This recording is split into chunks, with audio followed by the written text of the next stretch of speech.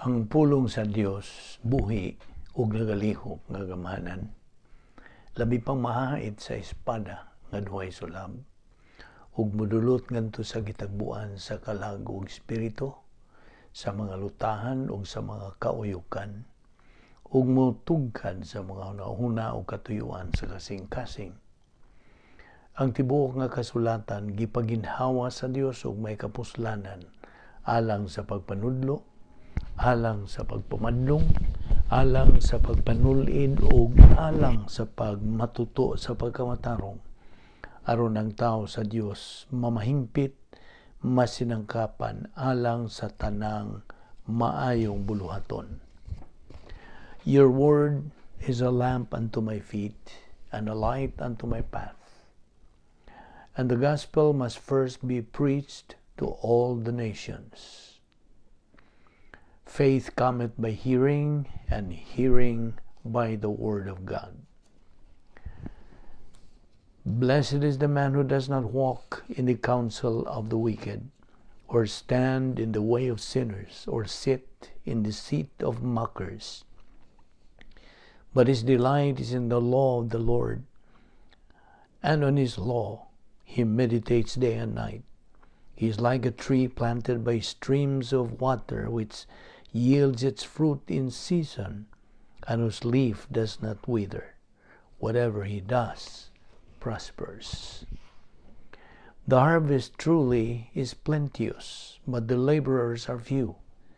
Pray ye therefore the Lord of the harvest, that he will send forth laborers into his harvest. My son, do not forget my teaching, but let your heart keep my commandments. For length of days and years of life and peace they will add to you. How happy are those who hear the word of God and obey it. In preparation for a study of the word of God, it is our custom to devote ourselves to silent prayer. The objective of which is to make sure that we are filled by the Holy Spirit as we approach the Word of God. Silent prayer gives you the privacy of the priesthood and makes the option of rebound possible if necessary. If you are an unbeliever, the issue you are facing is not naming or confessing your sins. It is faith alone in Christ alone. Therefore, believe on the Lord Jesus Christ, and thou shalt be saved. Let us pray.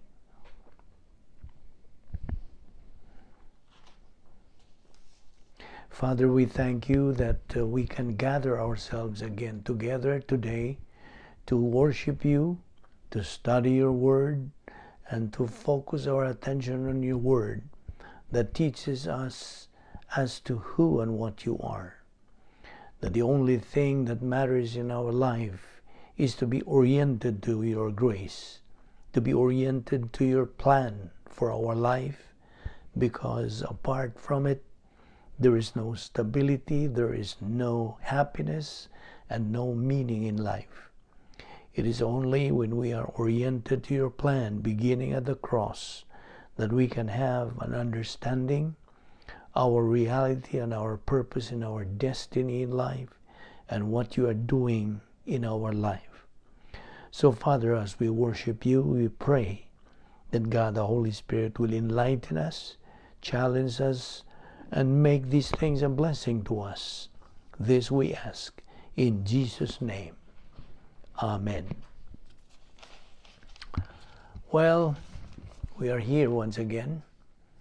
We are in good health, we are alert with a clear mind, and we are still alive and kicking, all because of God's mercy, love, courtesy, and grace. We don't deserve it, we don't earn it, nor work for it. Today we are going to continue our study on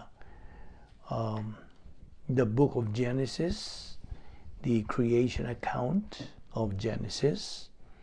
So we will continue. God takes the sins of the parents negative toward the Word of God and imputes those sins to their children. And that is a principle there. And God punishes the children for the sins of the parents. Now, it doesn't mean that God does not punish the parents for their sins, for their own sins. He does.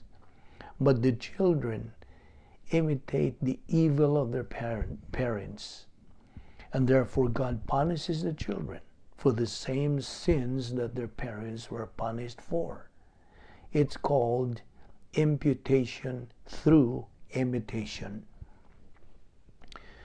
And on the other hand, showing mercy on the thousands of them that loved me and keep my commandments. That's imputation through imitation. Now, here's the children responding, imitating the positive response, the divine viewpoint. It's called hate versus love here. Evil or human viewpoint, divine viewpoint, love to those believers who respond positively toward the Word and keep my commandments. Of course, this is the entire doctrine of culpability. Thou shalt not take the name of the Lord thy God in vain, for the Lord will not hold them guiltless who takes his name in vain. Remember the Sabbath day to keep it holy. 6 days shalt thou labor and do all thy work, but the 7th day is the Sabbath of the Lord thy God.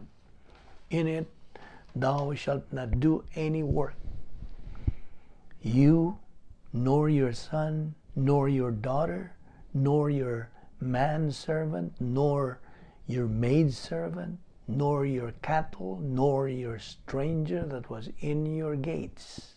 Why? Because the Sabbath day is a memorial to God's grace provision through creation. 6 days of creation, God rested on the Sabbath day as a memorial to his own creative work. The 7th day is a memorial as a rest period to the grace of God. And the 7th day, therefore, was created by God for man's blessing. Here it is, verse 11. For in 6 days the Lord made the heavens and the earth, the sea and all that are in them is, and the rest of the 7th day. Wherefore the Lord blessed the 7th day and have sanctified it and set it apart. Now it says, in 6 days the Lord made the heavens and the earth. Here is Asa again. Remember Asa? What does Genesis 1:1 say? In the beginning God barad. Well, it's bara, the original. Barad the heavens and the earth. Interchangeable use of bara and asa. All right. Look at Exodus 31. Exodus chapter 31. We will start with verse 12. And the Lord spoke unto Moses, saying, Speak also unto the children of Israel, saying, Verily my Sabbaths ye shall keep, for it is a sign between me and you throughout your generations, that ye may know that I am the Lord that doth sanctify you. You shall keep the Sabbath, therefore, it is holy unto you. Just to pause here in the middle, remember that the 10 commandments of Exodus chapter 20, we have just gone through with it last time, are designed for the nation of Israel. The church is not under the Mosaic law. 9 of those 10 commandments, however, happen to be repeated in the New Testament epistles. The one that is not is to keep the Sabbath day. We have a moment-by-moment Sabbath rest of the faithless life of Hebrews 4, 1-3. Just bear this in mind. We are dealing, of course, with the Mosaic law in the Old Testament. The Mosaic law is the most concentrated form of doctrine anywhere in the Old Testament. But it is designed specifically for the nation of Israel. You shall keep my Sabbath, for it a sign between me and Israel after generation, that you may know that I, the Lord thy God, had sanctified you. You shall keep the Sabbath, therefore cause it's holy unto you. Everyone that defiles it shall surely be put to death. Whosoever doeth any work therein, that soul shall be cut off from among his people. The cutting of the soul is the equivalent term of being put to death. Now, what is the penalty under the Mosaic law in the nation of Israel for doing work that is related to making a living under the Mosaic law? Death. Well, when you get up in the morning, as removing covers from the bed, work? No, it isn't. Wherefore, the children of Israel shall keep the Sabbath to observe the Sabbath throughout these generations for perpetual covenant. It is a sign between me and the children of Israel forever. For in 6 days the Lord made the heavens, Shamaliyam, and the earth. And on the seventh day he rested and was refreshed. And the word made there, asa. In 6 days, he asad, or did he barad, or did he asad? Both. They are used interchangeably. You remember? He didn't do it twice. He didn't first bara and turn around and wipe that up, and then in 6 days he asa. They're used interchangeably. They are describing the same thing. All right. Now, turn to Nehemiah chapter 9.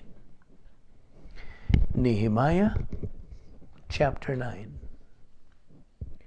The individuals mentioned here in Nehemiah chapter 9, verses 4 and 5, are presenting the worship of God in a public assembly. And they say, as we break right into the middle of this in verse 6, Thou, even thou art Lord alone.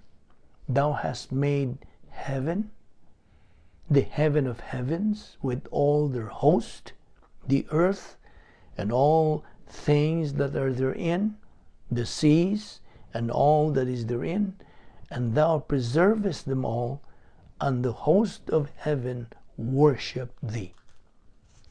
Now at the beginning of verse 6, here again, You, Lord, are alone.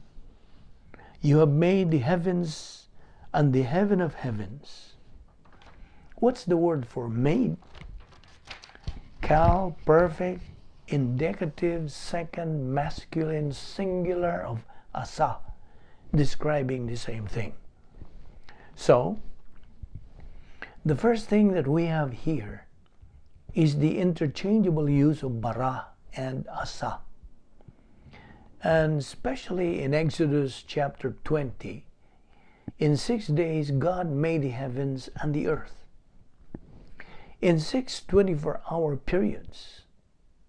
Okay? Day 1, first day, second day, third day, fourth day, fifth day. 124 hours. That's how long Genesis chapter 1 took. Now, if these are in direct sequence, as they are, therefore, there's no gap between Genesis 1:1 and 1:2 of millions of years or any other period of time. Now let's go back to Genesis chapter 1, verse 1. And it says there, again, in the beginning, God created the heavens and the earth. Verse 2 says, and the earth was without form and void, and darkness was upon the face of the deep, for the surface of the deep, and the Spirit of God was intensely moving upon or hovering upon the face of the waters. Now, the argument of the gap theory goes that God didn't create the earth to be a mess. It's in a destroyed condition. But let us think we have a rather different perspective here in Scripture. Where we have in Scripture is in Genesis 1:1, the beginning of the process that Genesis 2:1 says was completed at the end of the sixth day. Well, here is the earth. Just imagine it yourself, the earth. And the earth is created and it's surrounded, it is encased in water, and it's completely immersed in water. And not only is the earth encased in water, and the first heavens are around the atmosphere, around the earth, above the water, up to about 50,000 feet. And the other thing is that there is total darkness. There is no light at the time at the original creation here in Genesis 1:1. That's the condition of the original creation. Now, we're going to tie two things together for you here, okay? To look at Genesis 1:5, it says, we touched on this before, but we're going to tie together for you here to show its significance. God called the light day, and the darkness He called night. And the evening and the morning were the first day. It literally says one day. Now in the Hebrew here, it says Yom Echad. Now Yom, this is the numeric cardinal adjective. And Echad, this means one. It doesn't mean first. It's a cardinal adjective which means one. One day, and one day means 1 24-hour period. Okay?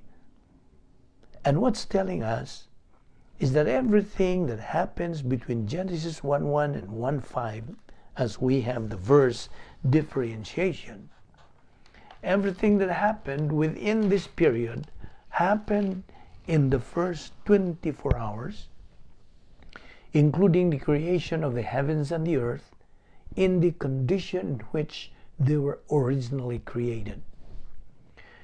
Then in chapter 1, verse 8, God called the atmosphere heaven, and the evening and the morning were the second day. This is again the word Yom, the noun Yom, Y-O-M. The same word that's used throughout this passage, and this time it's modified by an adjective, Shene. Shene, S-H, long E-N-I, Shene. And this is a numeric adjective also in Hebrew. But it's not a cardinal numeric adjective, but rather an ordinal numeric adjective. Now, when we call the cardinal numbers, they are the following: 1, 2, 3, 4, 5, 6, 7, and so on. What we call the ordinal numbers are the ordinal numeric adjectives, and they are the following: first, second, third, fourth, fifth, sixth, seventh, etc.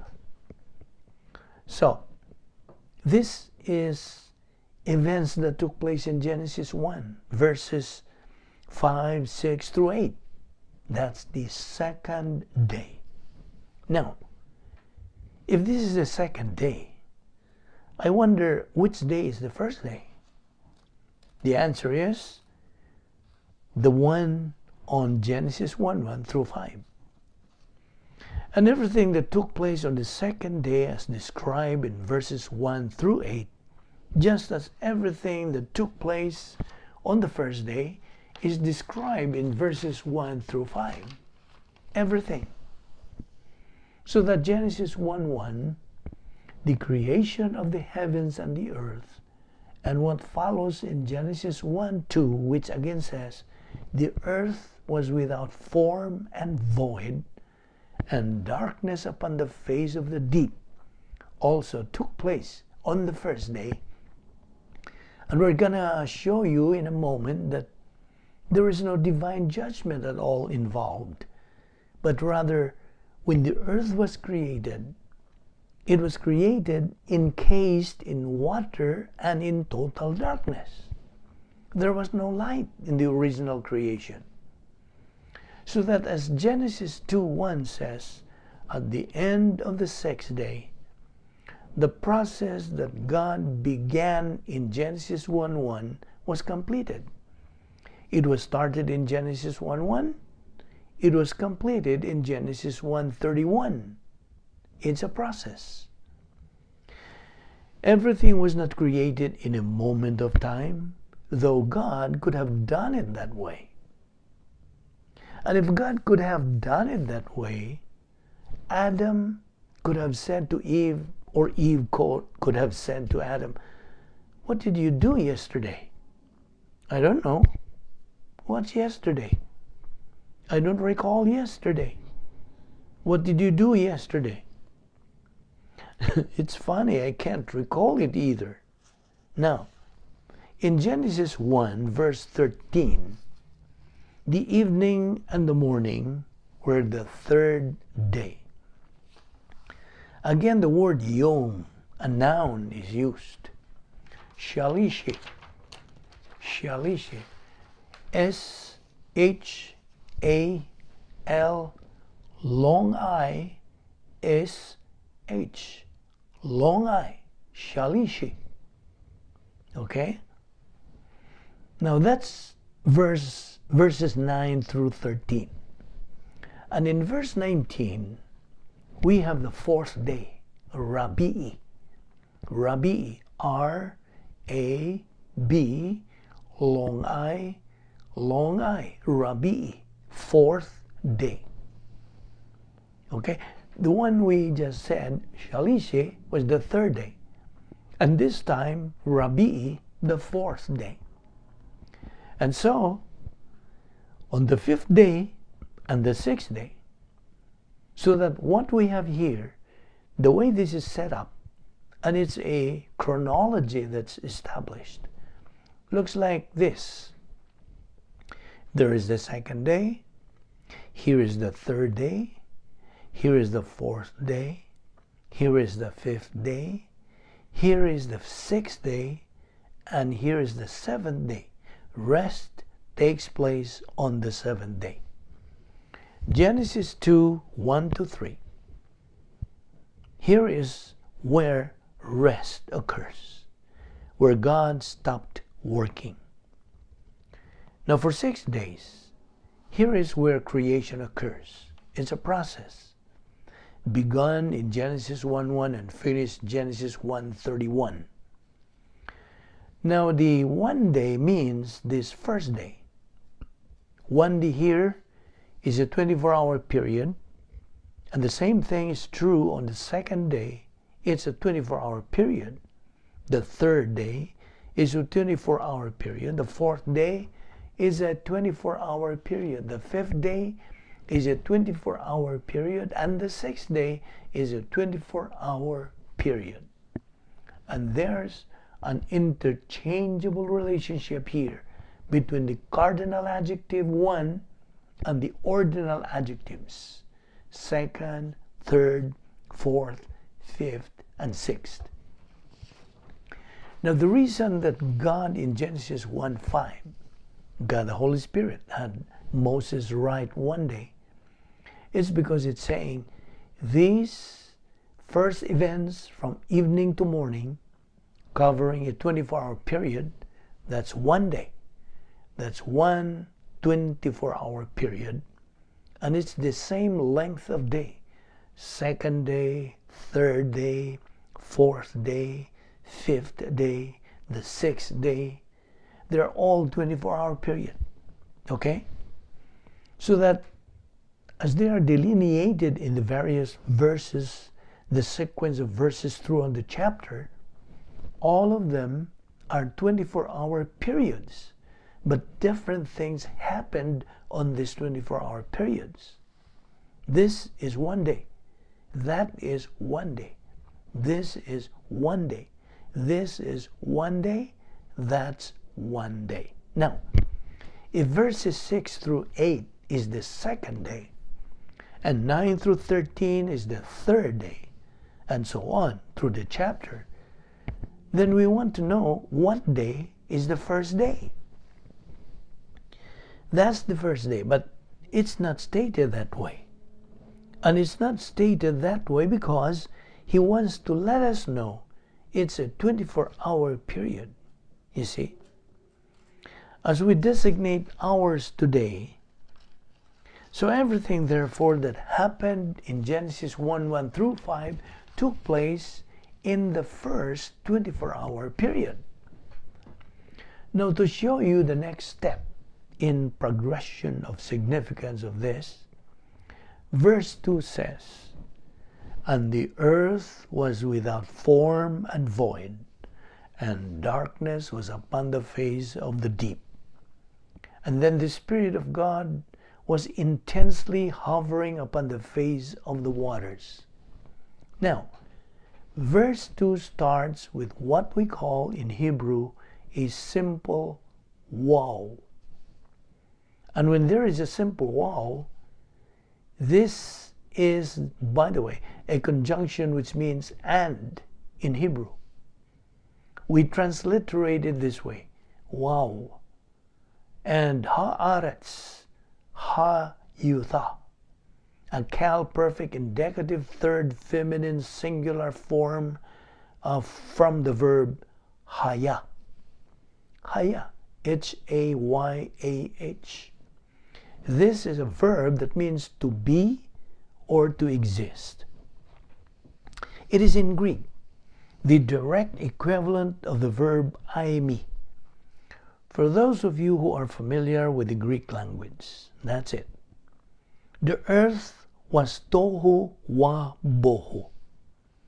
But when we have a simple wa followed by the subject and the perfect tense of the verb, it establishes for us what is known in Hebrew grammar as a circumstantial clause.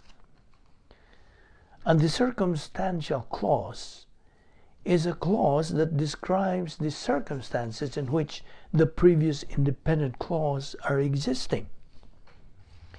And what's the previous independent clause? God created the heavens and the earth. Now, we're going to write this down. God created episamalium. Episamalium, the dual heavens and the compound direct object of the earth. Verse 1. Now, verse 2, and the earth was tohu wa bohu. Now, let's take up first tohu. The noun tohu is translated here without form. That's fine. It really means formlessness or shapeless. Void, the masculine, both of these are masculine singular nouns. Bohu, translated here, void, means emptiness. Now, these two nouns, tohu and bohu, are only used in the Old Testament together 3 times. First of all, they're used in Isaiah 34:11. Secondly, in Jeremiah 4:23. So, let's go to Isaiah 34:11. By the way, Isaiah 32 and 33 that expand into chapter 34 are a prophetic passage dealing with the events of the latter part of the tribulation period, an extensive divine judgment upon the earth, followed by, and of course included in which what is called the day of the Lord, and chapter 34. And finally, the regathering and blessing of Israel in the millennium in chapter 35. Followed by, of course, in verse 36 through 39, what is known as the greatest historical interlude in the book of Isaiah. But here in Isaiah chapter 34, in describing the conditions of divine judgment, that is, the procedure, the process, and some of the details of the divine judgment, finally, he gets to the resulting condition that is going to produce on the face of the earth in the tribulation period, Daniel's 70th week of Daniel 9:27, that are going to be devastation. What we see going on right now, the anthrax attack, talking about smallpox and other things that could be used, it's just getting a little bit of insight to the seal, trumpet, and bowl judgments of the tribulation period. There are two of those judgments, one of the seal judgment and one of the trumpet judgments, are going to wipe out 50% of the earth's population, and this is only two of the 21 judgments. Now, what we're going to do is break in to the middle of this context here. In Isaiah chapter 34 verse 11, it says, "But the cormorant and the bittern shall possess it." Now these are wild animals in the desert that's being mentioned here. "The owl also and the raven shall dwell in it, and he shall stretch out upon it the line of confusion and the stones of emptiness." The line of confusion, tohu. The stones of emptiness, bohu. Akir, tohu, bohu are describing a condition of utter devastation as a result of divine judgment in the tribulation period. There's no question about it. Now look at Jeremiah chapter 4. This is describing a situation that's going to be characterized by divine judgment in the land of Palestine. He says in verse 23, "I beheld the earth, and lo, it was without form and void, and the heavens, and they had no light." And without form and formlessness is tohu, and void is wabohu, emptiness. And as an effect, the reference back to Genesis 1:2 and a comparison to the devastation that's going to hit the southern kingdom of Judah when God gave Dan, when the Babylonians army destroying that land. So here, in comparison to Genesis 1:2, it is comparing Genesis 1:2 and the formlessness and the emptiness of the earth at the time of the original creation is going to be like the land of the kingdom of Judah after the Babylonian army carries all of the surviving remnants of the southern kingdom of Judah. Those who have not been killed or had committed suicide or were burned to death and were taken to Babylon. The land is going to be totally devastated, tohu wa bohu. Formless and empty. The buildings will be burned down. The walls of Jerusalem will be knocked down. there's going to be utter devastation in the southern kingdom of Judah.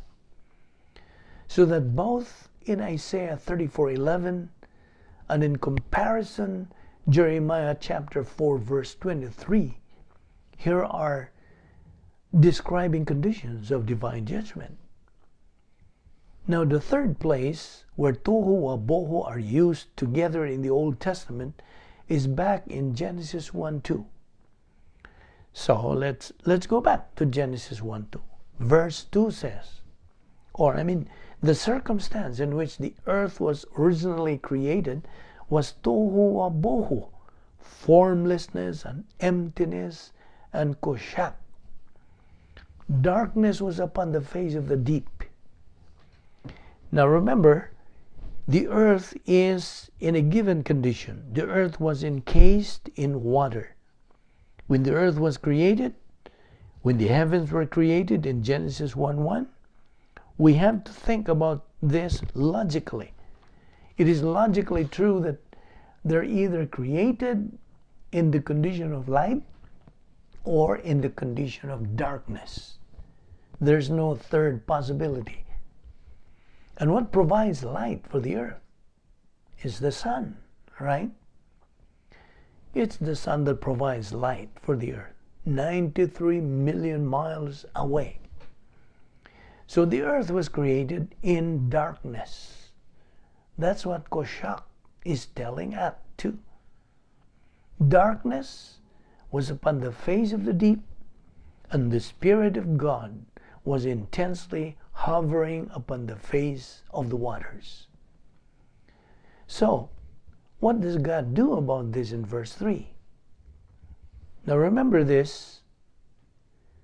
This is a process that was started in Genesis 1:1.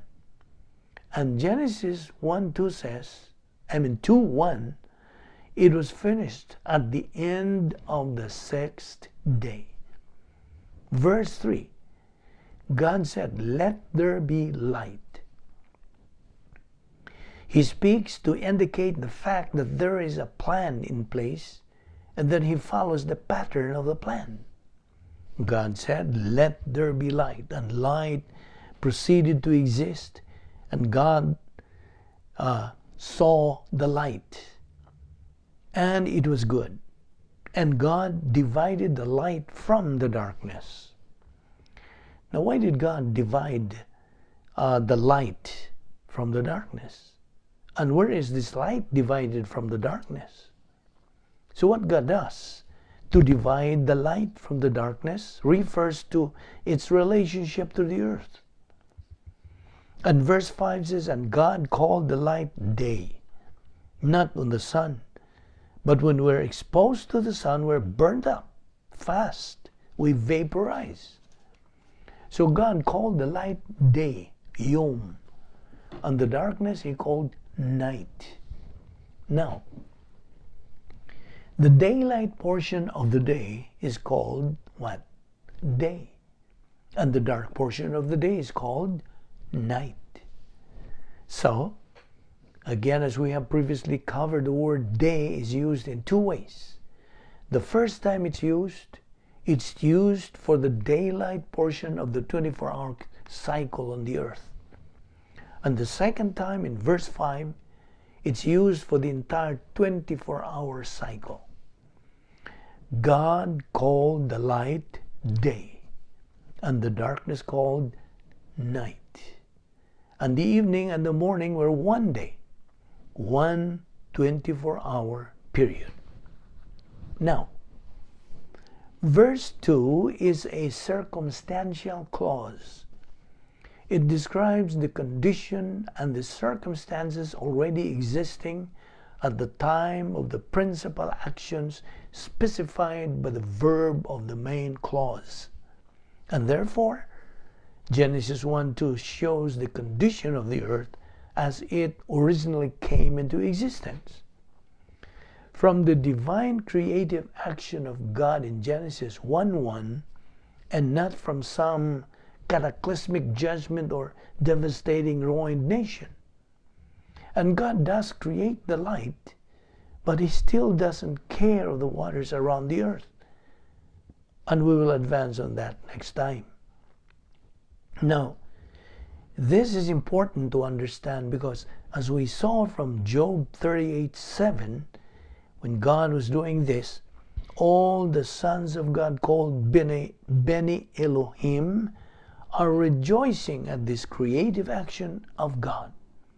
The angelic revolt had not yet occurred.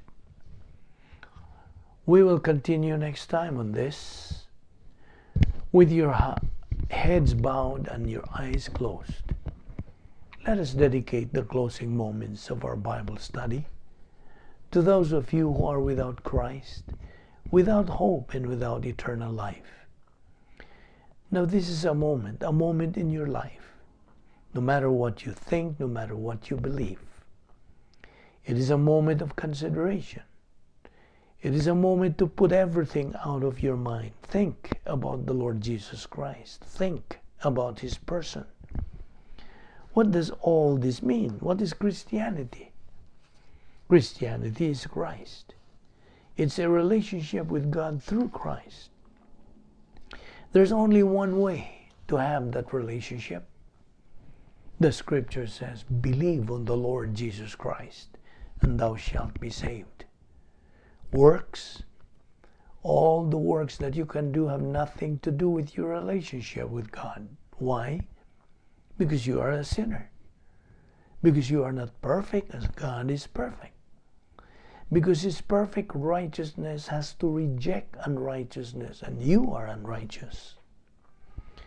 No matter how many good deeds you do, that's where Christ comes in. That's how important He is. Because He is the only one who can present you faultless before God. How does He do that? Well, He went to the cross. He went to the cross for only one reason, to die. To die for you. To die for every member of the human race. He didn't care whether people rejected Him or not. He died for them. That's God's grace. His absolute grace for Him to die. And you might ask, what does that mean? For Him to die for all of us?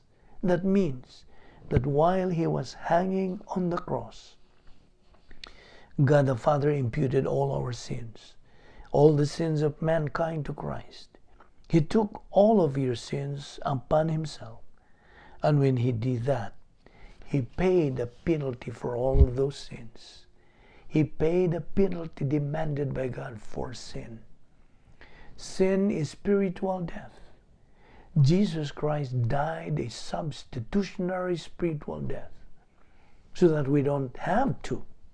Hence, when the scripture says God so loved the world that He gave His only begotten Son, that whosoever believes in Him shall not perish, but have eternal life. So, believe on the Lord Jesus Christ, and thou shalt be saved. Let us pray. We thank you, Heavenly Father, for that so great salvation through your only begotten Son, the Lord Jesus Christ. May God the Holy Spirit challenge us to execute the unique spiritual life, just so we can attain the capacity stage in the glorification of you. This we ask in Jesus' name. Amen.